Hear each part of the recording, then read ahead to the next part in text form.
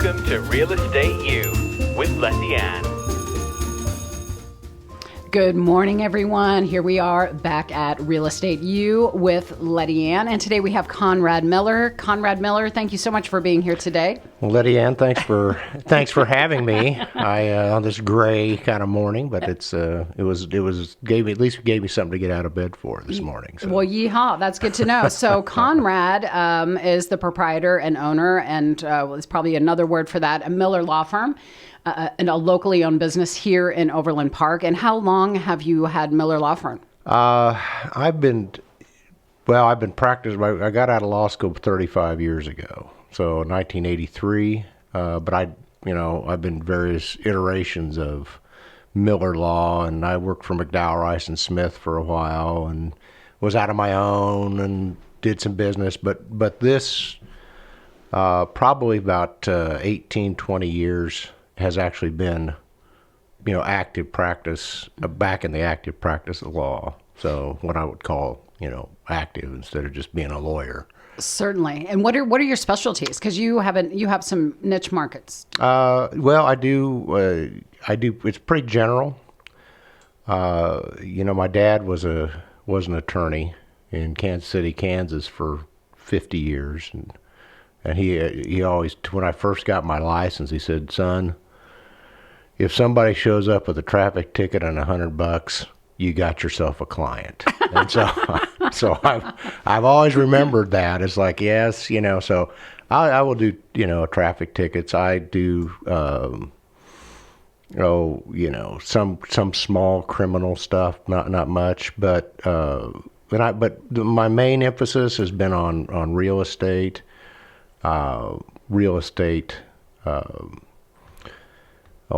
litigation, closing, those types of things, and kind of a niche off of that is bankruptcy. Mm-hmm. I found a lot of my good real estate clients in 2007 and 2008 turned into my good bankruptcy clients in 2007, 2008. Sadly, which was a hard deal, but that's always been. It's always been an area that I've done, but McDowell, Rice and Smith, when I was with them, they did a lot of bankruptcy, so I kind of got into that area, and it changed a lot in 2005. They did a huge changeover and did a lot of different things. So actually, a lot of guys got out of it, but I stayed in. It's kind of a different practice. It people always say, "Oh, isn't that terrible? You deal with these people all the time." But actually, you're helping them. I mean, you're providing a service. Yeah, and I say people come in hopeless and leave with hope. They come in and they say, this is the worst thing it ever. And I can always relate a story to somebody that I can tell you this guy that a lot different. Mm-hmm. And a lot of times, one of the big things people come in and they say, "Oh, God, it's going to ruin my credit. I'm never going to." It's like, well, kind of the credit got you into the trouble. These credit Your cards. Your credit's already bad. Yeah, and it's not going to get any better. In fact, one of the things I utilize in the practices we do. Well, first, everything's online now. I mean, you can't take a piece of paper down to the bankruptcy court and file something. Can we back up just a hair? Yeah. So actually today we are talking about bankruptcy. How does one find them in that situation? And you mentioned credit. Do people just turn around and go, "Oh my goodness, I think I'm on the cusp of being bankrupt," which has got to be very scary? Or do they know that they're on a slippery slope and they're headed that way? I think a lot of people generally will find out that they're on the slippery slope, and that's usually, somebody there's a life change, okay. For example, they lost their job. Their jobs, their income has gone down. But they're still living the lifestyle they're still living the lifestyle. Mm-hmm. And people, they go, people go, these people live in these high lifestyles. How can they have, 3 cars and blah blah blah? I said, well, if you're making $500,000 a year, yeah, you can live that lifestyle. Mm-hmm. But when you go from 500,000 to 50, even Dave Ramsey can't help you with that. I mean, there's nothing you can do. You just gotta, you try to save your house and do those things. So, but that's generally when they can find out that I'm borrowing on one credit card to pay another. Rob Peter to pay Paul. I think there was a time in my life that I actually called you with that same question about credit cards. I found myself, which I knew the slope was there. Yeah. That was probably how many years ago? 15 years ago? Probably. Yeah. So we've known each other for that long, and you've been very helpful for me personally and in my business with a lot of things. So again, if you have questions for Conrad, I know we're live streaming now, but later this cast will not be live. But please reach out to Conrad. His contact information is here on the screen. How can people avoid it? Okay, let me just go back. A life-changing event. I get that. Yeah. What's one other way that someone can find themselves besides a major life-changing event? Oh, just like they haven't paid their taxes in years or something like that. You got the old taxes.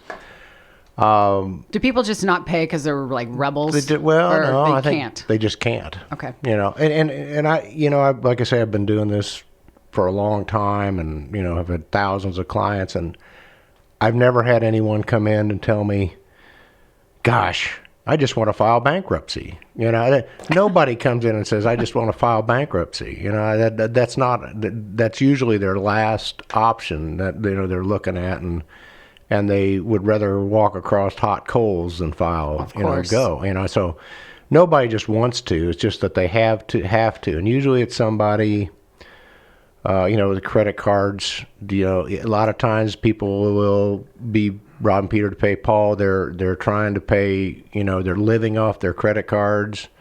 They've got great credit. I mean, I've had guys come in the office with 800 credit scores. And they they say, they're just juggling, and the balls are just ready to pop. And you say, well, first thing, just got to quit paying your credit cards. Oh, it's going to ruin my credit. Well, yeah, that's right. And if that's the worst thing that happens, that's okay because you can repair that later. Yeah, I mean that's part of the recovery. You just got to get a fresh start. That's the whole thing. The whole thing about a bankruptcy is, get you fresh start, get you going again. So, old taxes, things like that. I have seen some gambling debts or gambling where they've gambled away but not a lot. People say, that really lead to bankruptcy. But I haven't seen a lot of that. Maybe, one or two a year where they just have lost. The guy had a bunch of money and they just lost it, and now they're getting ready to lose their house because they're trying, and it's such a sad situation. Yeah. But you're providing value, and they need direction, so they're reaching out to you because that's exactly that's your niche. So we're on the state line, of course, here in Kansas City metro area. So can you help those I know your office is in Overland Park in Kansas. Yeah. So someone in Missouri, it's a reciprocal. Yeah, but Missouri treats bankruptcy differently than Kansas, doesn't it? Well, that's a good question. Thank you. Did you get that? I wrote that down for you. No, okay. I wanted to make sure you got those questions I sent you. Came from right here. Yes, we are little here on the state line. Yeah. But yeah, I'm licensed in both Kansas and Missouri. Bankruptcy is a federal law, so the federal laws apply. And I don't know how far down the rabbit hole you want to get here, but probably not too far. Yeah. Too far, the big difference between the two is what you can keep, and what they can't take. What they can't take, and Kansas, quite frankly, is a lot better. You get to protect your house, more of your house, cars, things like that. I've seen people even maybe make an attempt to move to Kansas Yeah. And foreseeing that the bankruptcy may be coming, because is it still true that Kansas doesn't take your house? Are we allowed to say that? Yeah, it doesn't. I mean, that's an exemption. Okay. If you do that to avoid creditors, however, you might They'll find remember the Koch brothers, but probably before your time, but that's what they did. KOCH? Yeah, they moved from. They had a big house on. Can we be saying this? Oh well, I mean it's public law. It's public. I mean Okay. it's not. There's no big secret. Okay. But they had a. Do tell. What happened? They had a house over on a big, and they sold it for $500,000. What side of the state line? They were on Missouri. Okay. They sold their house, bought one in Kansas. So sold And the then house for $500,000. Bought a Kansas house for cash Okay. and exempted it. And then what happened? Well, why is it such a big story? Well, that was because that was deemed to be a fraud on the court. Oh, you're not allowed to do that? Yeah, you can. But don't Well, people do that? yeah. I mean, wink, wink. That's part of, and the other, one of the things when you come see me is I'm going to sit down with you and go, what do you have? Because there are certain exemptions. There's nothing wrong with planning to file bankruptcy. And it's probably better to plan. Yeah, I mean, if you've got a large savings account, well, that's not going to be exempt. Pay your house off. There are rules that they've put in, and this is both in Kansas and Missouri, where like you can't go when you file bankruptcy, you file it for everybody. I mean, if you owe your mom $10,000 on a note, mom's in the bankruptcy. You can't exclude people from it. What if you forget someone by accident? I mean, that probably happens. And it happens all the time. Like Guido. Yeah.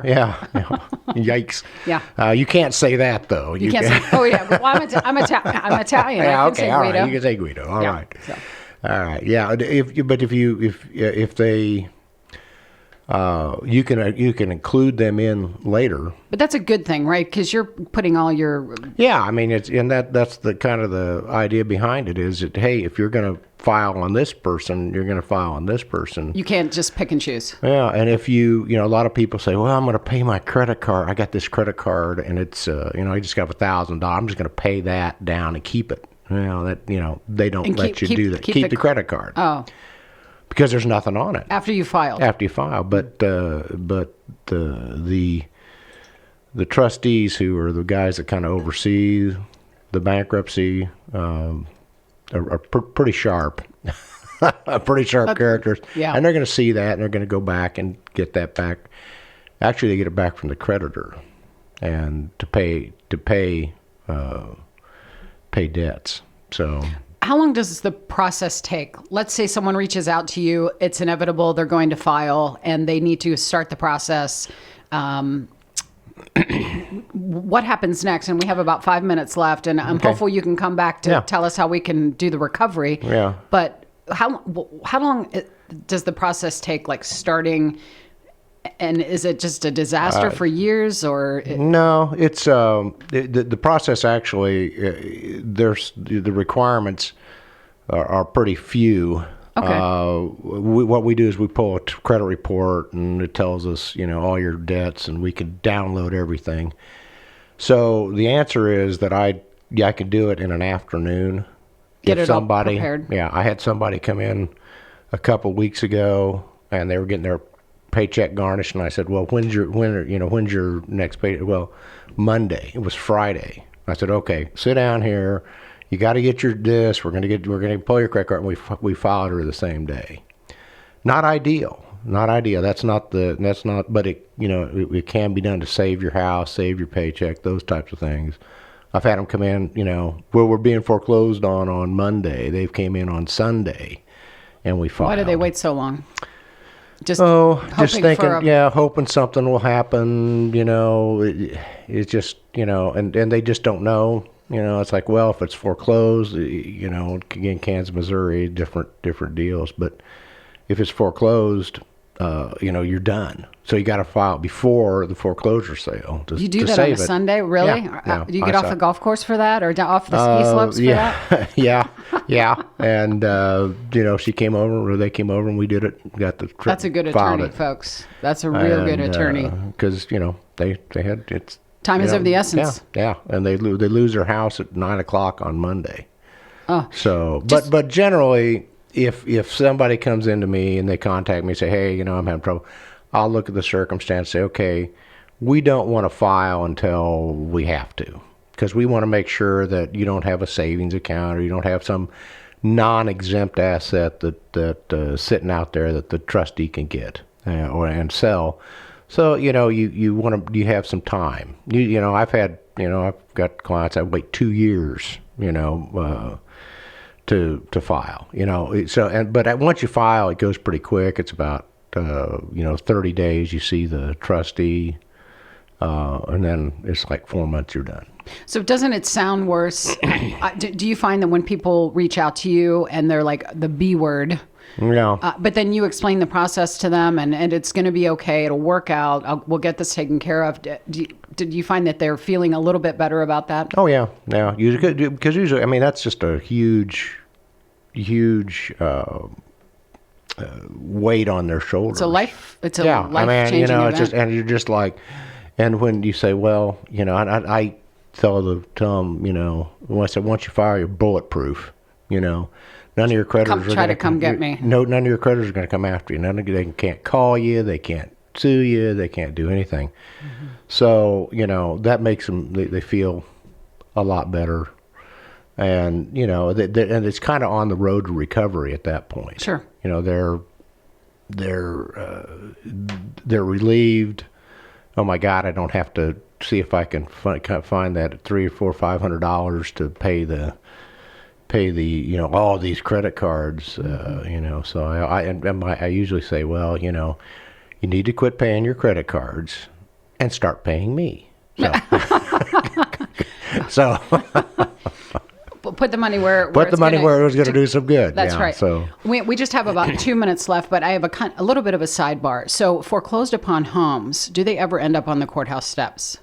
Did banks just say, I'm done with this and yeah. Okay. A lot of times, most in Missouri especially, you can go down and, So it's not just tax delinquent courthouse. It's also foreclosed, going to be sold on the courthouse and if steps. you can find them at the courthouse steps, that's a pretty good deal. And they do that sale annually? That's the sheriff's sale. That's the tax sale, but if I foreclose on it, again, Missouri, Kansas, different. But I'm actually foreclosing. I do that also. Foreclosing on one, and we just you just go down to the courthouse steps and you take bids. And if nobody shows up, then the bank bids and they get the property back, and then they sell it. So is that the process? The bank, if it's foreclosed upon, the bank actually takes it to the courthouse steps. If nobody shows up, they buy it back. Yeah, and in Missouri it's a trustee, and in Kansas it's the sheriff. So that sale could be once a week, once a month. They do them all the time. Okay. Out, both counties will do them. The big sales are the tax sales. Okay. That's when you see them, the tents down there and the people camping all milling around. Yeah. So I want to experience that. Yeah. This is great. We're just about out of time, Conrad. Thank you so much. Okay. Would you kindly come back and tell us how people can recover from bankruptcy experience? Be happy to. Awesome. Conrad Miller, Miller Law Firm, again, a locally owned business here in Overland Park. And we'll see you again soon.